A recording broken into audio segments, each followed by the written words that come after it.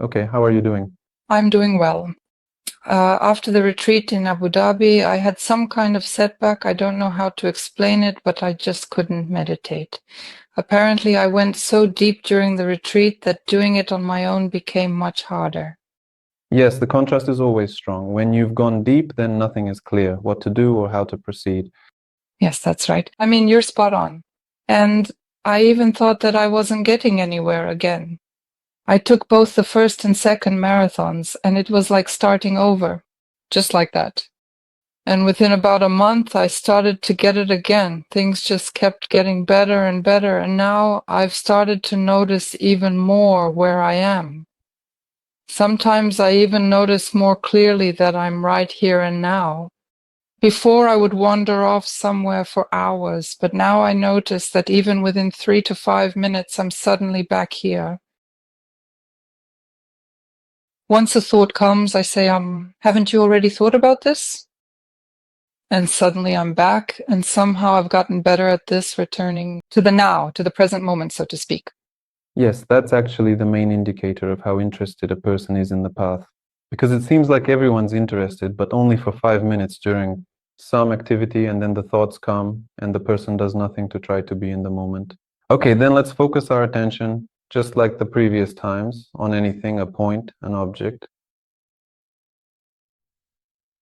You are holding it easily, right? Yes, I can hold my attention calmly now. Effortlessly, that is absolutely good. Yes.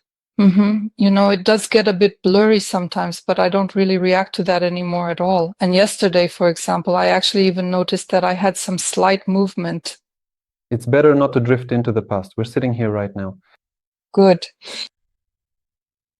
And you can relax your eyes. You don't have to look at a specific point. Just relax and see everything at once. Don't focus too hard.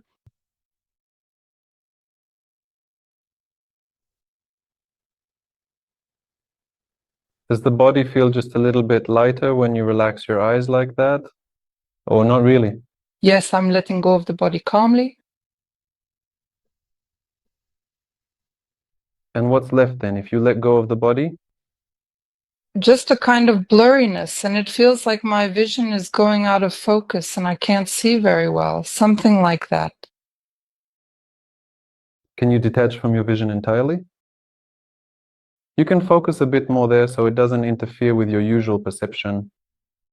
But we're not interested in vision. You can listen to the silence if there is any inside. Is your attention jumping around at all, or is it still? It's still, I'm just looking and that's it. I see. Can you listen closely? Yes, it's quiet. Fine. Let's stop right there. Quiet, and we're not doing anything with anything.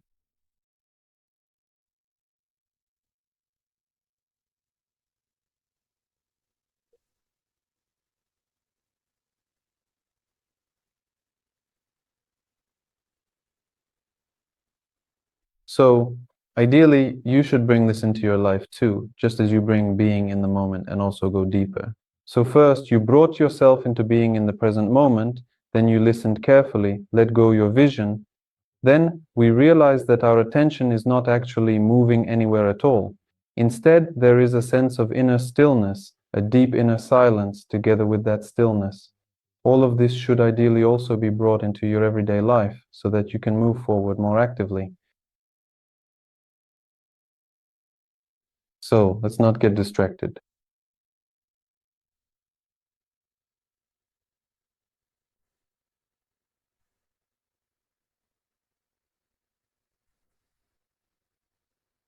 This is essentially just the beginning of meditation, when there are really any strong movements of attention. Everything has stopped and nothing is happening. Non-doing, you could say internally.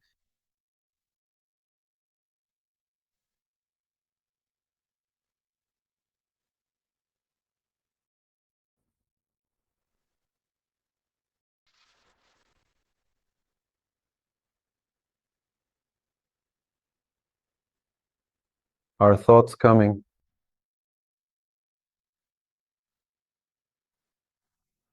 There was a thought that, oh, Dmitry has gone quiet. I see. And I'm thinking what to do next. That was the thought. Nothing.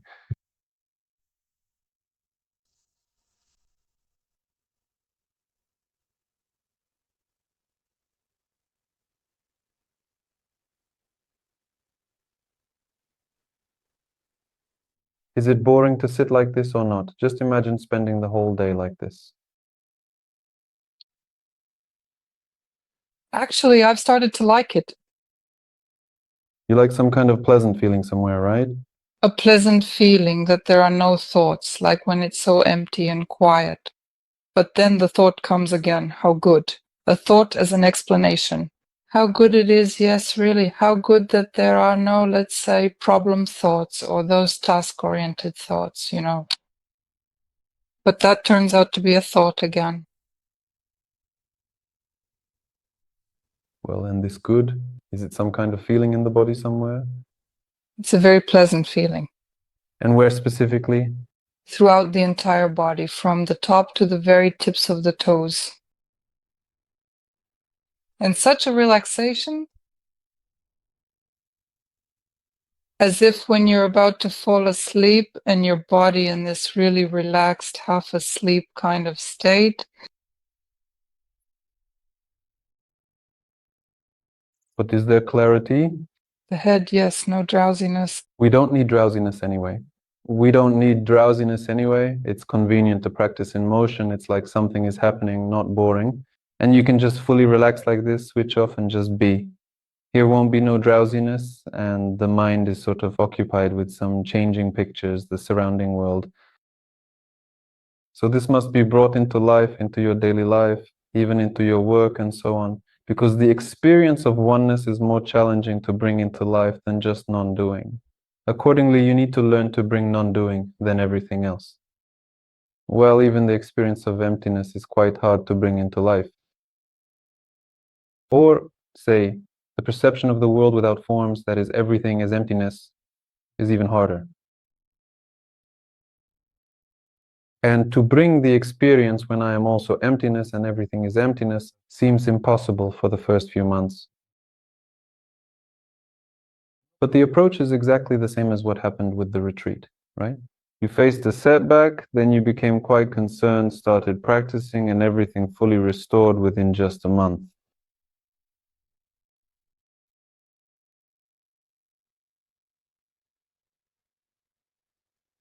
The subtler the experience, the more often such setbacks occur because there's less understanding. The mind has nothing to grab onto.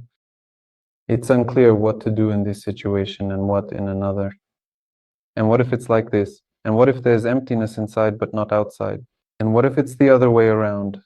And so every time you start falling into these traps of the mind and trying to analyze, well, and there's also a lack of awareness. We're not sitting in a monastery reading books 3 hours every day to build up that visual experience. Until you can relate your experiences with what's described, or you ask someone.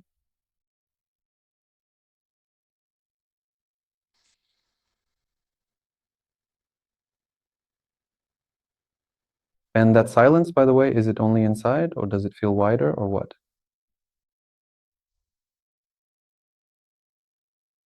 It's quiet everywhere for me right now. That's actually not that important. I would probably still distinguish concentration. As the first step, as I say in the marathon, step 0 is forgetting.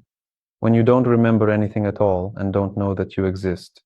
Concentration, when you can pull yourself together and be in this room, that's the first step. And the second step is the same thing, only effortless. It turns out attention is still, I'm not doing anything, doing nothing to maintain awareness. I'm here effortlessly and can direct my attention at any moment. Not like some people say that attention is everywhere, who knows where, who knows how. Yes, I can become aware of something at any moment, like I'm looking at the keyboard. So there is clarity. How do you know that I'm looking at the keyboard? But I really am looking at the piano keyboard? Well, so interesting. I'm looking right now at my computer keyboard in front of me. More precisely, I lowered my gaze to it. There. I look at the keyboard, then again, I'm just here without effort. And from this, you can already move into more subtle experiences. So once again, there's not much point in bringing out the experience of silence if non-doing hasn't been cultivated. That is, when you still can't manage for a certain amount of time a day, 50% of the time, to be here effortlessly and with clarity. When there are no questions again about where attention begins, that it's motionless.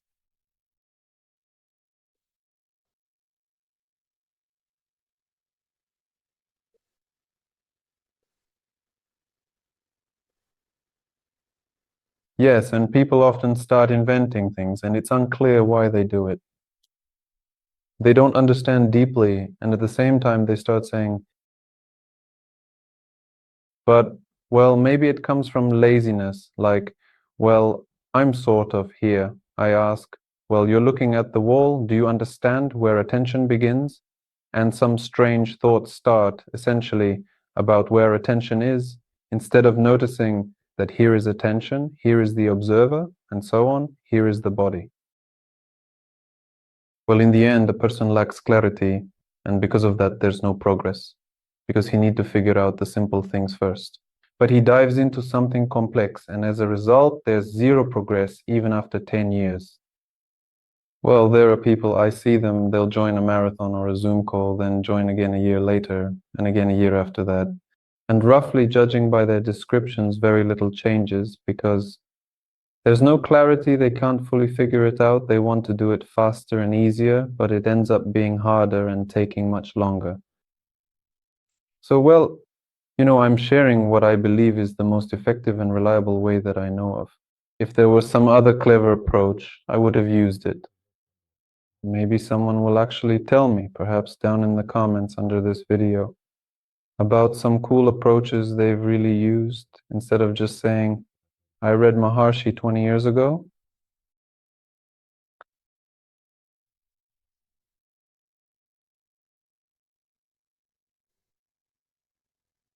Yes, you want to jump ahead faster. It ends up taking longer later. Well, yes, your marathons are like step by step, one stair at a time, exactly like that. Well, marathons aside, people there usually aren't striving to get somewhere quickly either. I just mean that sometimes one week gives more progress than a year of practice, or even 10 years. Why? Because you understood. And while that understanding is still fresh, you can take it and simply bring non-doing into your life, internal non-doing, I mean. You can do this for a week, and well, if you stick with it, you'll advance much further than in all your past attempts at meditating and doing everything else. You might be surprised at how much progress you can make. Some people think you should only meditate while sitting. Sitting is where we build something up and then we bring it into our life.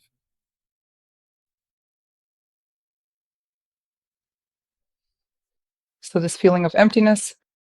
No, non-doing is when the attention is still. Emptiness is more likely to be a distraction. I mean, if it's there, fine. If there's silence, fine. We're interested in the stillness of attention, when it holds itself without effort. If it doesn't hold, then we add concentration and hold it ourselves. And so gradually we'll still arrive at being effortlessly in the moment throughout the day. Or with light concentration.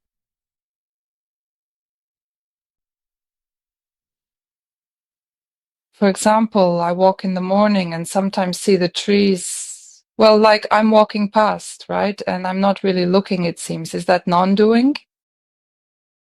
Exactly. And that's where I say there's no clarity. No clarity means there's no understanding of what's happening when or what's happening right now, perhaps. But when there is clarity on a certain matter, things just click in your head. You think, well, I was sitting there looking at the wall, I wasn't holding my attention. I'm walking past the trees, I'm not holding my attention. So am I doing anything if I'm not really looking? My eyes see the trees, but I'm not examining them. I don't start thinking, I don't get a bunch of associations. No thoughts or plans are being born. And if they are, I don't follow them. I continue to do nothing. That is internal non-doing, when I'm simply doing nothing. I don't even hold my attention because it holds itself. I don't narrow down, you could say, to a specific object. And even if it narrowed again, the attention holds itself. Then a thought comes, I apply a little effort, concentrate, and keep walking. Then I let go again. So at first, you need to follow the path of simplification. There's the body and there's attention. Everything else is irrelevant. Neither emptiness matters nor silence for the most part. There's attention and the body and some subtle, let's say, objects like emptiness or silence. You can cling to them, it doesn't matter, but there's no point until there's clarity about non-doing. Well, it's not there yet, because for it to appear, you have to live like that, to bring it into life. That's why I keep saying during the marathon, join the Zoom, we need to talk, to guide you somehow. Why? Because it's one thing to watch a video and try to understand it all in theory within those 15 minutes. It's another when you're told directly, look, right now your attention is still, this is what you need to bring into your life. A person takes a step and immediately asks, what do I do with the emptiness? Right, and you say, it doesn't matter, forget about the emptiness. He walks on, a thought appears. What do I do with the thought? Should I suppress it? And so when you start bringing experiences into life, there are so many questions. It's like walking against the wind. I mean, it's mentally taxing. Discarding everything, figuring out what to drop, what's extra, what's not, bringing it out. And once you've brought it out, then you've actually made some progress.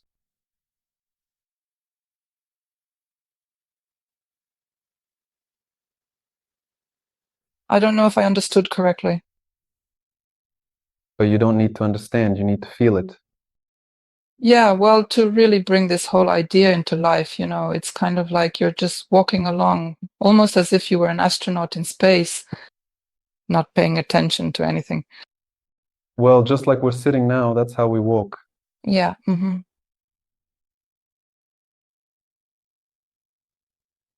Just remember that there are 3 gears. 0 gear is when I don't remember myself. First gear is I'm here with effort, meaning I'm looking closely, listening intently to be here because something distracts me like thoughts or feelings. I don't try to suppress them, I just hold on to the table, for example, so I don't get blown away by these thoughts, so I concentrate. That's the first step. Yeah, 0 is forgetting. The first step is being here with effort, and the second step is everything's like the first, only I don't apply any effort, so it happens by itself. And you'll see that there are many, many different ways it can happen on its own. Sometimes with narrowing, sometimes with emptiness, sometimes with silence, sometimes the eye focus drifts, sometimes I listen and forget about it, or conversely, I narrow my eyes. A million options. The most important thing is that attention stays still by itself.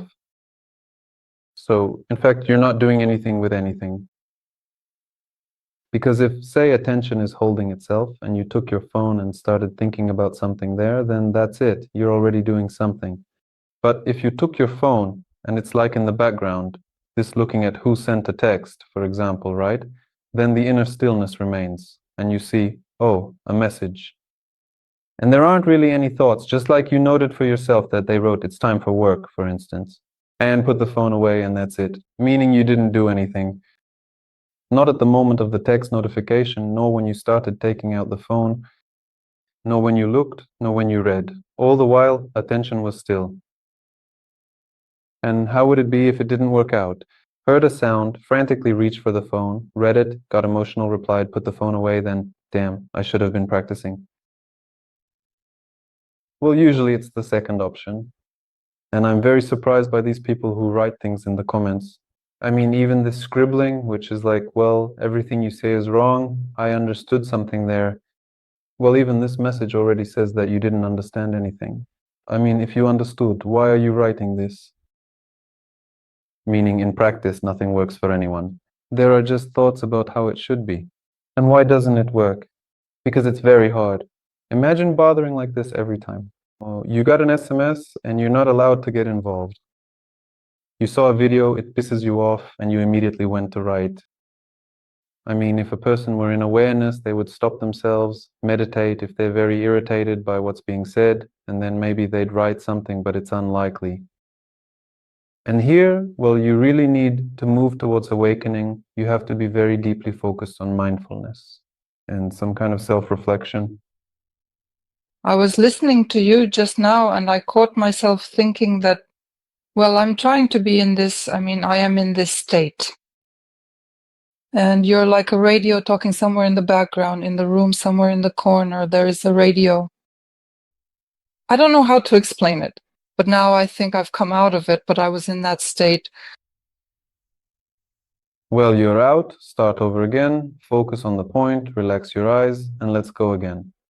Back in the effortless moment. Lost your concentration again. And if there are any doubts, you need to concentrate for longer, relaxed again, and so on and so forth. And ideally, once more, you can walk for 2 hours, for example, if you can manage it. That's great, but stay in the moment effortlessly. But like the phone example I gave, you need to make the conditions harder for yourself. That is when you start to succeed in walking, sitting, and so on. You need to say, take it and start texting somewhere. You get the message and you look at it. Here I forgot myself, sped up, took out the phone, started reading, getting emotional. And on the 50th time, you'll take out the phone, look at it smoothly, and put it away. So, when you start to succeed like that, performing small actions mindfully, walking and sitting will seem like a very easy task. It will even be boring because, well, it's already obvious and easy. It's clear that here's the attention, here I am sitting, doing nothing. You'll even want to complicate the situation yourself, try to integrate it somewhere else. Because this isn't the final level, you need to move further later, right? And it will be interesting to see what's next after this. That is, when I've mastered non-doing, what's next? I've heard this in marathons, but I think that exactly. The most important thing is that we did this at the retreat every day too. Well, yes, but it feels like it only just clicked for me. Well, I suppose I'll go ahead and admit my mistake now. Maybe it will be useful in some way. And, the fact that you went out and then came back in, well, it's actually kind of normal, really, when you think about it. That is the fact that you're out. Don't be upset that it didn't work. Go back in. Well, it won't work every 2 minutes. A car honked, the phone again. Someone said something, an interesting conversation there, the wind blew, and so on. So it's supposed to not work out continuously. The whole path is about things not working out. As soon as it starts working, you can move on. That's it, level complete. But the thing is, the mind has this quality. It's just like being under a spell. Like we practiced for a day, understood everything at the retreat, then slept, and just like that, the whole practice vanished. You wake up in the morning and think, this all seems pretty unlikely. Here's awakening, here's the body, here's my job, what awakenings. And I remember catching myself in those moments. I mean, the mind devalues everything so much, and you instantly forget what you were even doing. That's why towards the end I was really pedaling hard so that I could move a bit faster. Well, too fast is also bad for the psyche. Yes, I was actually remembering the retreat, when we sat there for what felt like an hour. But honestly, for me, it was like 3 to 5 minutes. I don't know how to explain it. And it seemed to me when I returned to normal life, I wondered where it all went. And it felt like it should last for hours. Well, just like that. But now I've realized that it's, well, normal. You fall out, you go back in. Yes, you just need to build it up. It's one thing when someone tells you what to do, but another when you're already in your own life, in your circumstances, with friends, husbands, children, and so on. Everything is much more difficult here. If at a retreat everything supports the advancement of mindfulness, then, or somewhere in greenhouse conditions, though we're walking around the city, so not exactly greenhouse, right, but in ordinary life, everything is absolutely against it. There isn't a single factor that would say, you need to meditate, you need to be mindful. On the contrary, everything is against it. Social networks, communication, habits, acquaintances, strangers, there's really not a single tailwind. It's all just in your face. Yes, some news as if it were waiting for you specifically when you return from the retreat just to knock you out. Dreams also. Even if you held out for a day, at night, everything will be blown away anyway, because there will be impressions you might not have allowed yourself to show during the day. And all of this will carry over into the night, and you'll still forget yourself. And in the morning, you'll have to struggle for a long time to get back even a bit of yesterday. And it's like that every day. It's when you've already reached a certain point, a point of no return, then of course it's easy to say that it's just there and that's it. Okay, I think we'll end on that. So you need to bring it into life. The second gear, and if it's not working out, then shift down to first. Then again, effortlessly be in the moment, but we can rewatch the video later on YouTube. Thank you for the explanation. Right now, even while I'm actually talking, I am in this state, and I think I will just stay in it a bit longer. I'll keep trying. Thank you very much, Dmitry. I really appreciate your help.